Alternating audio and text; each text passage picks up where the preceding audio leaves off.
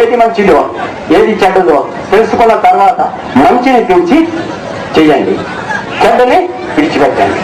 ఇక దుఃఖానికి గల కారణాలు నా దగ్గర ఎన్నో వచ్చాయి. ఒక్క మాటలు చెప్పేస్తాను, చెప్పమంటారా? చెప్పమంటారా? చెప్పమంటారా? చెప్పండి. విద్యా విజ్ఞానములను అభ్యసించి, ఏమిటి?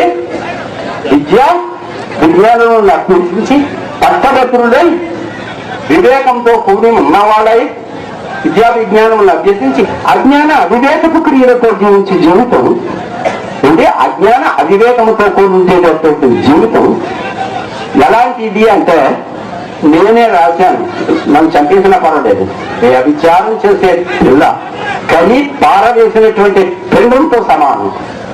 అంటే మానేస్తారో అప్పుడే మీరు నీతిమంతులుగా తీర్చబడతారు. పాడి పంటల కొరకు పశువులు విక్రయింపబడుతున్నాయి, మురికి బట్టలు మోయే గాడిదలు విక్రయింపబడుతున్నాయి.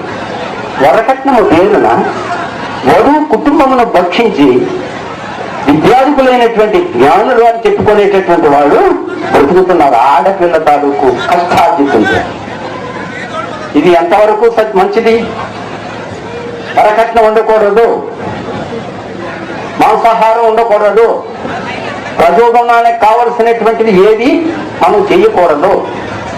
మూలం మిరపకాయ, పచ్చి మిరపకాయ వంటల్లో పనికిరావు. దానికి సమగ్ర భావం మనకు ఉండదు.